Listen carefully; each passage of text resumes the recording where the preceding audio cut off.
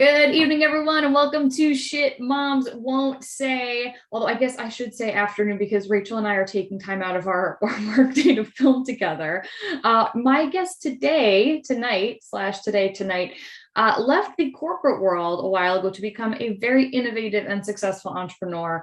On top of that, she sort of crushes the social media game, which is why I'm a fan of her, in addition to lots of other things. Mom of two, founder and CEO of Rocketz of Awesome, Rachel Blumenthal. Hello, good afternoon to you. Thanks for having me. Thank you for coming. And I know you said to ignore it, but I am gonna, because it's a mom show. She is filming from her bathroom. I told Jess that it was the quietest place in my house where I could close two doors and nobody would bother me. So here I am. And as I told you, my wife and my daughter Lily are on their way home. So if you hear like bloody murder in a few minutes, it's because she's come home and she's hungry and it's nap time. So we're gonna just make it work. We're gonna do the damn thing. So let's get into the Big Mom 3 and then we'll get into some other stuff from there. So first question of the Big Mom 3, did you always know you wanted to be a mom? You know, it's funny. I always assumed I would be a mom, but I didn't have the bug. Like I distinctly remember it was about a year and a half after getting married. So I was 29. And I just distinctly remember like overnight, I was like, oh my God, I want a baby, like immediately. And I had never felt that way before. And it just, I guess they say like you do have a clock and it turned on and it was like, okay, now's the time. Interesting. I've gotten a lot of different answers. People being like, well, I wanted my career to be done. I never even thought I wanted it. And then there's people that are like, since the time I was a baby, I wanted a baby. And I'm always fascinated by that. Like I buy into like the ticking clock thing more, that you're like, okay, I'm a certain age, I'm established, I have, my partner, like, yes. But the people that are like, my wife used to play with babies as a baby, wanted a baby. Like, I think that's nuts. Yeah, that's so funny. I just assumed that I would have children because like, that's what you do. And, I just assumed, but I never sort of like had visions of what it would be like, or sort of like looked forward to it necessarily.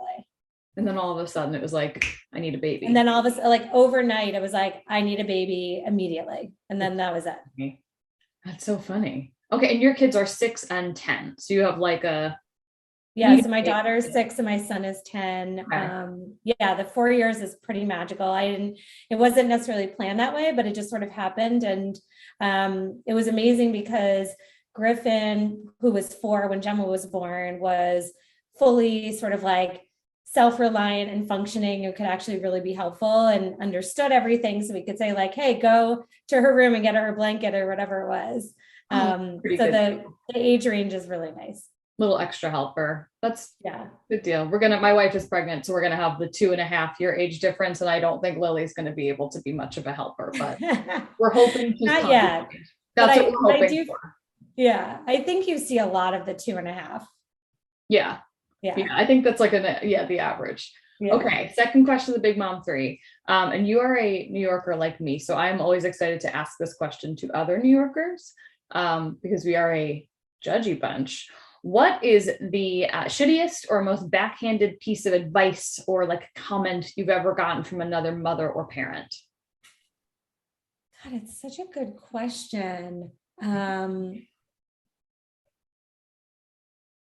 I feel like maybe when people have told me I'm like really like chill with my kids, sometimes I'm like, is that a compliment or is that you saying like I'm not like up, just on top of them about everything? But I mean, I would say in general, I think because I'd heard horror stories about sort of like cliquey mom groups and like the moms at school and like the whole thing, that I just like, I'm very black and white. And so I was like, oh, like, I don't want to be a part of that. And so I just never immersed myself in like the mom scene aside from like my existing friends. And I think because of that, I've avoided sort of like a lot of that like drama that you hear about. That's good. Yeah, that's a great answer. Do you have a lot of mom friends? Like, did your friends become parents?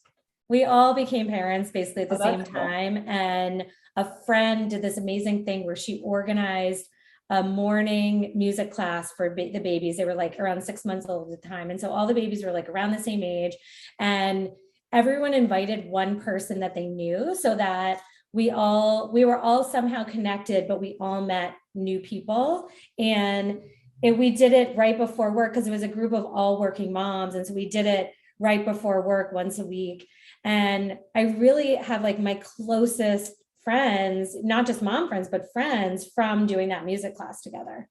That's such a smart idea. That's great. Yeah, it was really fun. Cool. Okay. Well, third question to Big Mom 3, and then we'll get to some Rocketz of Awesome stuff. What is a skill or superpower you had before becoming a mom that you think has really helped you as a mom? I'll tell you one that I had and one that I didn't have. So the one that I had is that I'm supremely organized and I don't forget most things. And so that certainly helps when you have to be multitasking all the time and doing a million things as a mom. The thing I didn't have, which I'm always sort of surprised that I developed, is that I never would have described myself as a patient person. And I've become like an incredibly patient human. And I'm sort of shocked that that happened. And I'm not really sure, maybe out of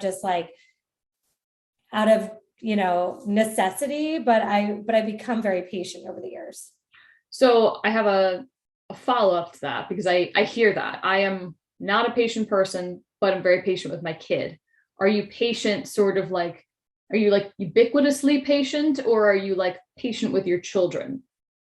I've become more patient in general, but definitely in particular with my kids, but just in life, which is surprising. That is surprising. I think that's really great, because I'll notice like I can talk to her all day about things that if it was with someone else, I'd be like, speed it up. Right. That's really cool. Maybe it'll happen. Maybe it won't. I don't know. I like that answer. That's a good one. Okay, let's talk a little bit about Rocketz of Awesome, because you spent some significant amount of time in the corporate world, and lots of women who watch the show are, sort of sitting in that same space and being like, I want to do my own thing. I don't like this world anymore. I'd like to create my own world. And that's what you did. And I think that that's like a really powerful thing for your kids to see. And, I'd love to hear just a little bit, how it started for you. What do your kids think of it? And then like, talk to me about the brand. Plug yourself, go for it, plug it, do it. Well, for anyone that doesn't know, Rocketz of Awesome is a kids apparel brand. So actually sneak peek here is that we're launching baby next week. So we will serve newborns through the age or size 14. And we designed really, really cool, super soft, stretchy, comfortable kids clothes that both kids and parents like. They both think they're cool, which is a miracle. And we have both an e-commerce experience and a subscription. And so with our subscription, our customers have complete control. We give them a preview of what we're going to send. They can swap out items that they don't like or they don't want. And so it's never a surprise when they get the box, but the kids feel really empowered to make decisions, and they feel like the brand is really their own brand. And then we have, an e-com where you can purchase a la carte. We find as that customers are just like so grateful for both the style and the comfort and the price point. The price points align with sort of Gap on sale, and that's really appreciated by our customers, given that kids outgrow their clothes so frequently. And so my background is that I came up through luxury fashion. I worked at Yves Saint Laurent, and I was in this environment that was pretty creative and pretty glamorous, but my job was not creative at all. And I'm somebody who is part creative, part business, and I needed sort of a creative outlet. And so at home at night after work, I would hand make jewelry. And I was wearing a ring at work one day, and editors that I worked with from Lucky Magazine saw it and decided to feature me as a designer. And so I was super young and very green, and I thought it was really funny that they were going to feature me as a designer in a magazine, because I worked in the PR world, and so I understood that a lot of it was smoke and mirrors. And what do you mean? Yeah, exactly. And they featured, it was like a photo shoot with me and my jewelry. And it was, felt really glamorous at the time. And from that feature, I was then featured in Daily Candy, which, if anyone remembers, back in, the early 2000s, it was like the only game in town of what was like the newest, coolest thing. And it was one thing every day. And so we were featured in that. And from both of those features, I started being picked up by retailers, and customers would call me.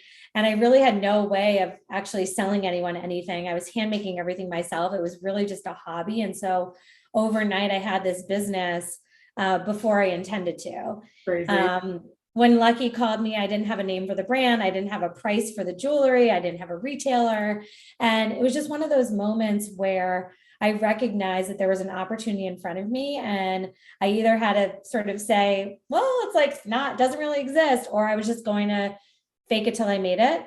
And so I decided to fake it. And, I made up the name of the brand on the spot. It was my first and middle name. So it was Rachel Lee. I made up the price of the jewelry. And then I said, let me check and find out which retailer carries that specific item. I'll get back to you. And I walked around the city all weekend and basically begged, somebody to take it on consignment so I could say I had a retailer. And so just very, very scrappy. I handmade everything myself for the first probably 9 months. I remember we had a piece of jewelry in Lucky Deals, which was like the discount section of Lucky. And I think I sold 400 necklaces in one day. And I was like, oh my God, my fingers are going to fall apart. Like, I really have to find somebody to do manufacturing for me. That's when you text your mom friends from the group and you're like, I'll pay you in food from over. Yeah, exactly. Yeah. And I was an economics major. I was not a jewelry designer. I had no business doing this, but, I had a vision for, the product I wanted to put into the world to just make people happier, inspire them. And, I built that business over the course of 8 years. We were in about 500 retailers worldwide. We did private label for American Eagle and Target and J. Crew.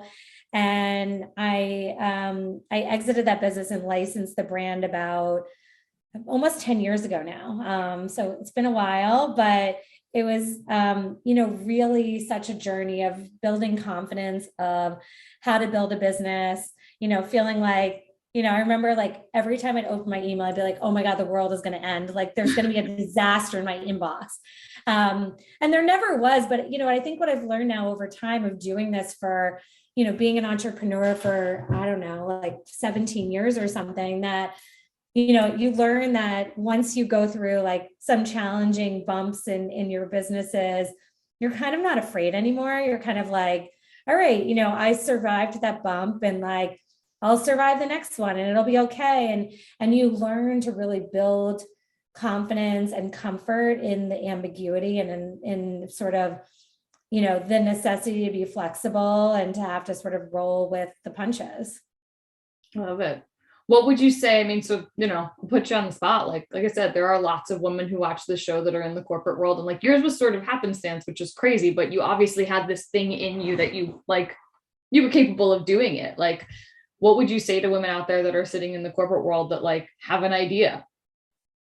So I think what you find with the best entrepreneurs is that, and I didn't realize I was doing this at the time. Like I didn't like read this somewhere and I'm like, I'm going to go do this thing. But what you realize is that they mitigate risk, right? And so what I mean by that is that with my jewelry business, I had customers, I was selling the product.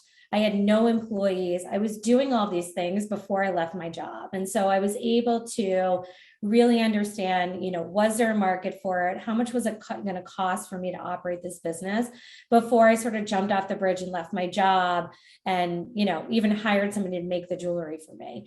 And so I think for, any of these businesses, it's really, first and foremost, asking lots and lots of questions. I think a mistake that a lot of entrepreneurs make is that they're very secretive about their idea. And, I don't believe that there's any original idea in this world.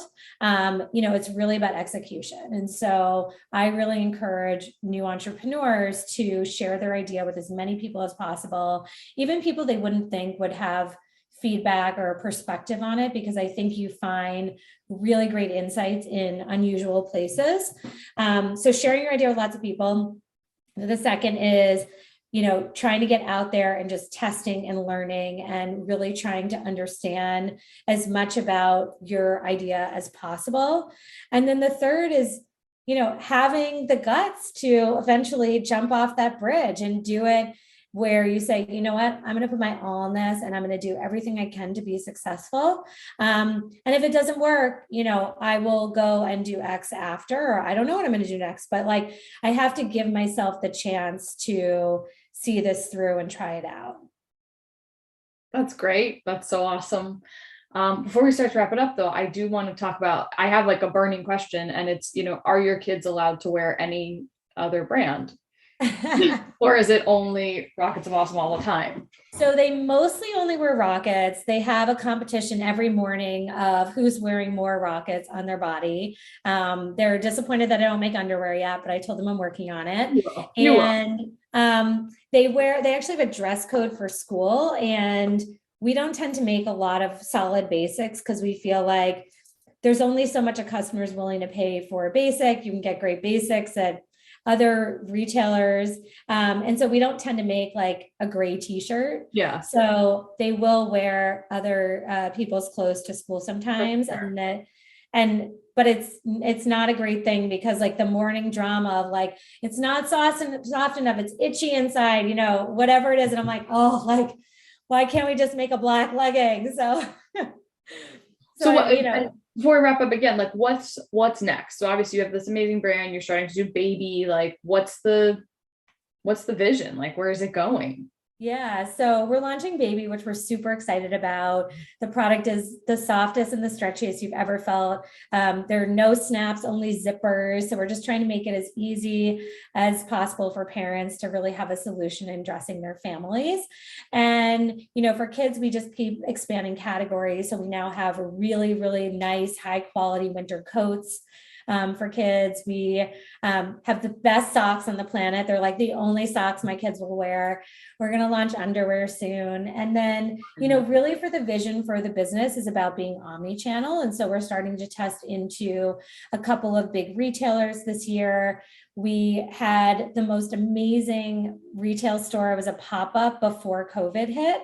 And so it was in New York City and on Lower Fifth Avenue, and it had a giant marshmallow pool in the middle of the store, and it had a swing that was a photo booth and stickers kids could plaster on the walls. And so, for us, we really dodged a bullet that our lease wasn't going to extend into the height of COVID, but we're really looking forward to being able to open retail stores in the future, because we just found that families just loved coming into our store. Like, when do you ever hear a kid who's like dying to go into a clothing store, and they would like beg their parents to come in? They would cry when they had to leave. And it was really successful. It was just so much fun to see our customers immersed in our brand and be able to touch and feel the clothes. So hopefully that will be in the future as well. Awesome. That's great. Well, make sure everybody please check out Rocketz of Awesome. It really, like, the clothes really are soft. Like, it's not just like the founder being like, our clothes are soft. The clothes are really, really soft, and they're really cute and they're great.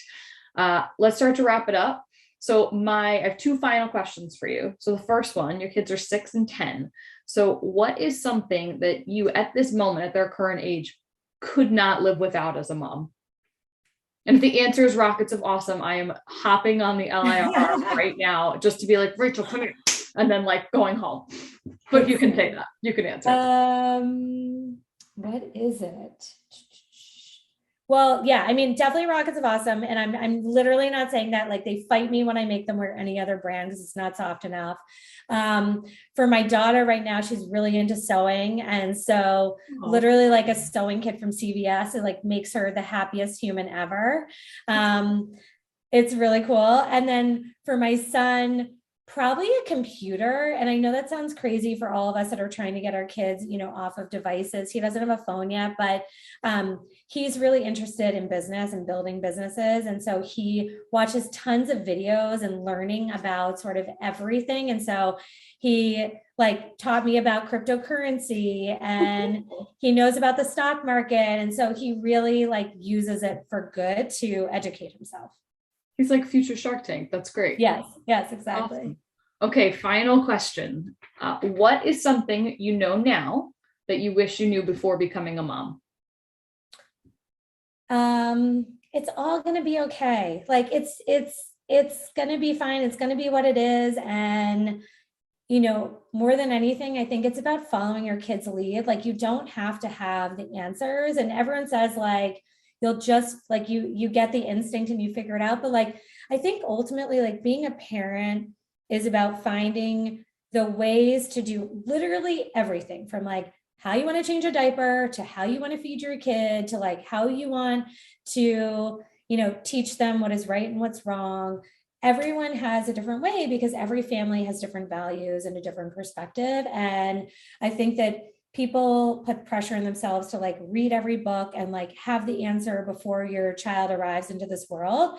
And I think what you find is that you learn so much about yourself and what is right for you and what type of child you have and what is right for them. And I think that more than anything, it's just really critical to believe in yourself and have the confidence and follow your child's lead. Love it. I love it. Thank you for being here. Where can people find you on all the socials? Where can people follow along? So I'm at the RLB, and you can see a lot of silly things that happen around the city and my really great kids, and at Rocketz of Awesome, as well as rocketsofawesome.com. Love it. Rachel, thank you so much again. And thank you for tuning into Shit Moms Won't Say. We'll see you next week.